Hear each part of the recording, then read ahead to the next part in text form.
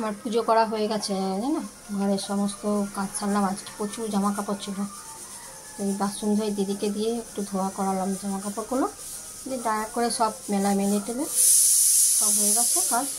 পুজোও হয়ে গেছে। আজ আমাদের ঘট বসাতে হয়, চৌকাটে সিঁদুর দিতে হয়, সব কাজ হয়ে গেছে। এবার চললাম রান্নাঘর। এই যে রান্নার আজকে বসাচ্ছি।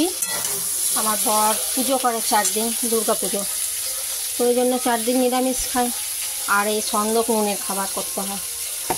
ওই জন্য কালকে রাত্রিবেলায় দাদার বাড়ি থেকে এসে ওর জন্য পরোটা আর ক্যাপসিকাম, আলু, বেগুন, টমেটো দিয়ে একটা তরকারি করেছিলাম। আর এখন এই আলু, পটল, কুমড়ো দিয়ে একটা তরকারি করছি।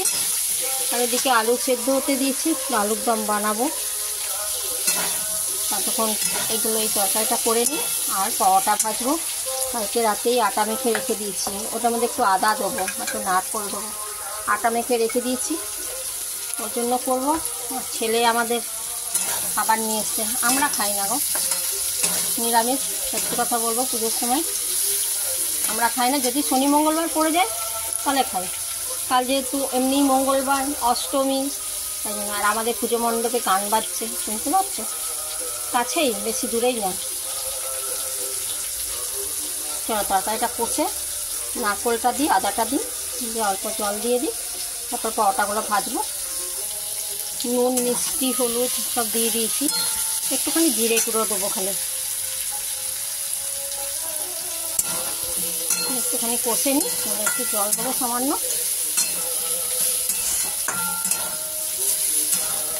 পরোটাগুলো ভেজে নেব, ভেজে রাখবো, এখনও আসেনি, আসলে তখন খাবে, আমি করে রাখি। আর আমাদের ছেলে হোটেল থেকে কি একটা রেস্টুরেন্ট থেকে কী নিয়ে এসছে, হোটেল থেকে যাই হোক কী নিয়ে এসছে দেখি, ওগুলো সব বার করি।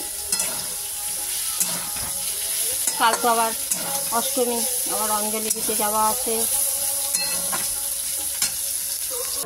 এই যে পরোটাগুলো ভাজবো এবার, একটুখানি সেঁকে নিই তাওয়াতে।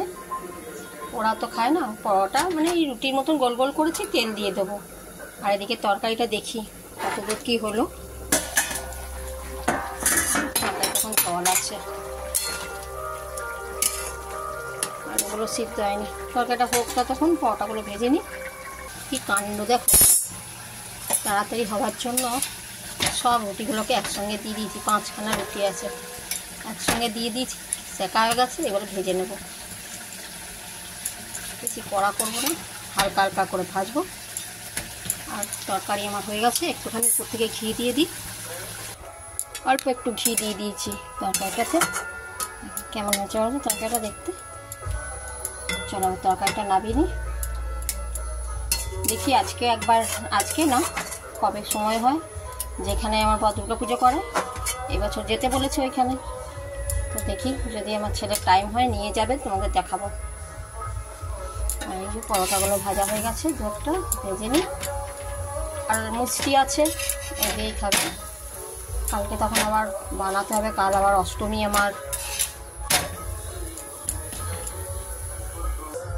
এই যে হয়ে গেল আমার পরোটা, মানে এই রুটি আর কি, তেল দিয়ে দিলাম। আর সাথে এই আলু, পটল, কুমড়ো দিয়ে একটু তরকারি করেছি। এটায় 5 ফোড়ন আর কাঁচা লঙ্কা দিয়েছি, আর একটু নারকেল করে দিলাম, আর একটু আদা ঘষে দিয়েছি।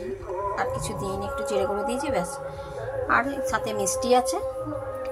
এই হলো এই কর্তামশাইয়ের খাবার। এখনও 4 দিন ধরে তো এইসবই খাবে।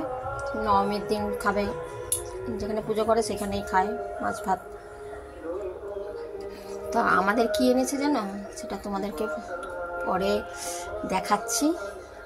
তো এখন তবে রাখছি, আমরা খাবার দাবার বেরিয়ে নিই। আমরা মা ছেলেতে কী খাবো তোমাদেরকে পরে দেখাচ্ছি। চলো তবে, টাটা সবাইকে, সবাই ভালো থেকো। হ্যাঁ, আর সবাই পুজো ঘোরো, বেড়াও, আনন্দ করো। এই রোদে কিন্তু বেরোতে পারবো না, আমি জানি না তোমরা বেরোতে পারবে কি না। আমার সন্ধে হোক, তারপরে বেরোবো, কোথাও যাব, তোমাদের সঙ্গে নিয়েই যাব। ঠিক আছে, চলো তবে রাখি, টাটা সবাইকে। সবাই ভালো থেকো, সুস্থ থেকো, পুজোটা ভালো করে কাটাও সবার।